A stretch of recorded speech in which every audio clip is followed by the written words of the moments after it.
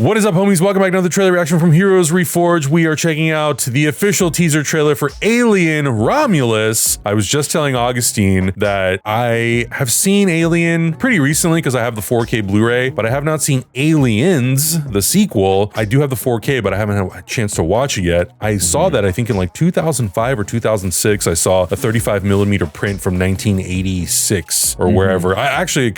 Maybe the print wasn't that old, but it was scratched up and all scuffed up, and it looked amazing, and I loved it. So I'm a little terrified to go into the new AI denoise version of Aliens, but you know, whatever. I bring this up because Alien Romulus takes place in between the first two movies. It's directed by Fede Alvarez, who did the Evil Dead remake. So I'm hoping that this kind of takes the Alien franchise, quote unquote, back to form, because it's been a little bit divisive for the last few movies. I like Prometheus quite a bit, but I did not like Alien Covenant. So I don't know. What are your thoughts and what's your connection to Alien, if any? So the only experience I have with Alien and Aliens is when they would come on TV. Like, my parents never bought them for me, so I never saw like a really good high quality version. And so to me, in my head, I could never tell the difference between the two, honestly. It was just on. Whenever it was on, I would catch it. So I would say that I don't have any like deep like fandom emotional attachment to it, but I do recognize their place in movie history as like groundbreaking movies when they came out. I saw recently somewhere on the socials, they were interviewing parents outside of the theater when Alien 1 came out, right? And they were like, do you think this movie's appropriate for kids? And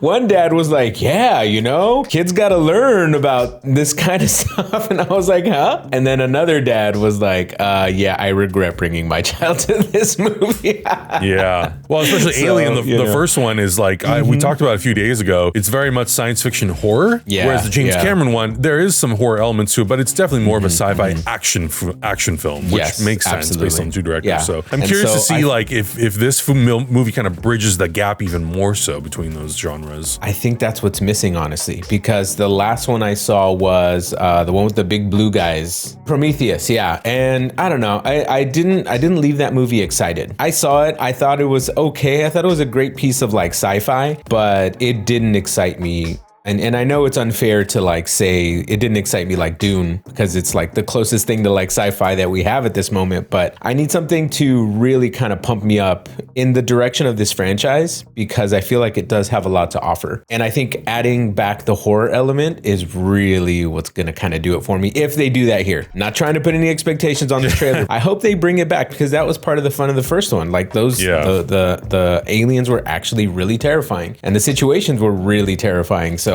let's see if that happens. All right, let's find out. Here we go. Right. In 3, 2, 1, go.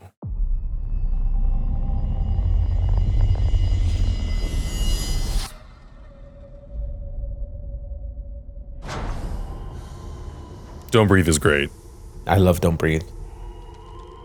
And I thought the Evil Dead remake was really good. I haven't seen that one yet. Okay, so Ridley Scott's back. Yeah, producing.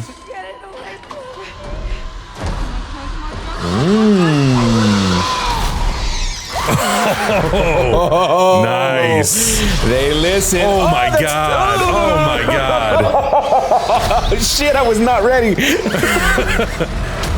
Oh, I hate. Oh, Lord. Whoa. Face huggers up the ass. Oh, Kaylee Spaney, she's wow. Holy shit. Okay. They got me. Okay. They got me. Okay. That was scary.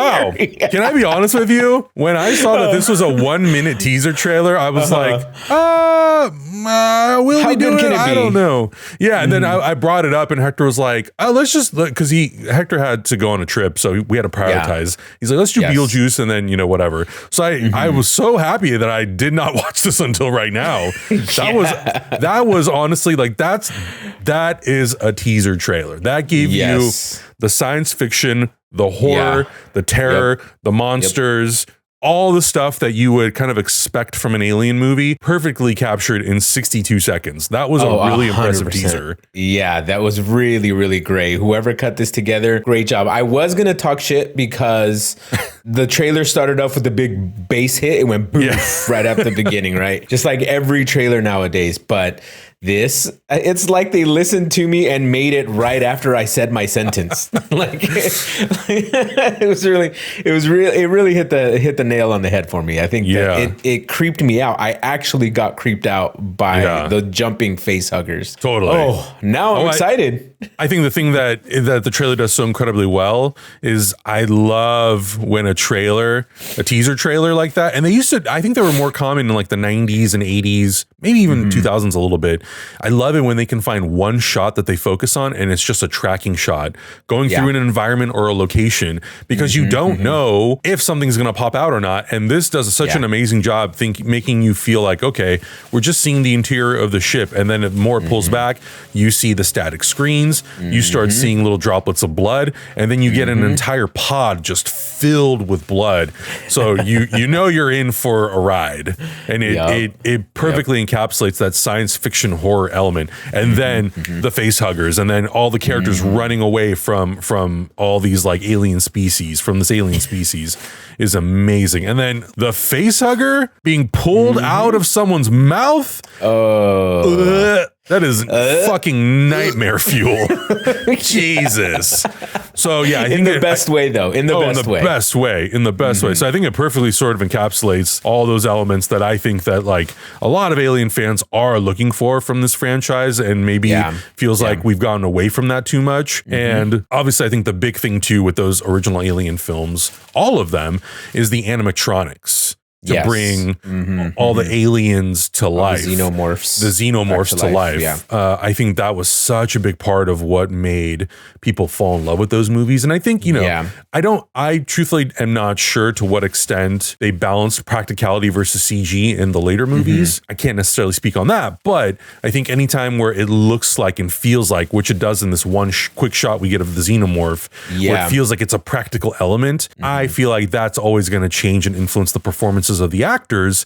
But also I think when you have that element on set and you can light it and you know exactly what it's going to look like when it comes out of the camera, it's really going to inform how they can really sell that horror quality, which I think seems like it's a bit of a priority here for them. What a fantastic teaser trailer. I love it so much. Good. Yeah. To go back to your point about the practical stuff, I think it's really great, specifically in the lighting with a horror movie. If you can light the xenomorph properly to be terrifying, just like it lights the rest of your scene. Yeah, the little super sharp glossy highlights that it has on it. That's terrifying, right? Like the little, because you can tell it's slimy or like wet. And if you can sell that in a practical effect, it lights your whole scene. Like that's the basis of what you light everything off of, and then you have a great looking film, and that's what this looks like. Absolutely. I'm really excited for this. Actually, I know. I'm like, because I was bringing it up earlier. I was like, we should rewatch Alien and Aliens. I kind of meant it. I mean, yes, of course, for the channel, but not necessarily in a way where I'm like, prioritize it. But now I'm like, I absolutely have to watch Alien and Aliens before I watch this. There's gotta get the 4Ks now. There's no way. Yeah. So I have a feeling that we're probably going to do that. And we have until August. So we got plenty of time to watch two movies.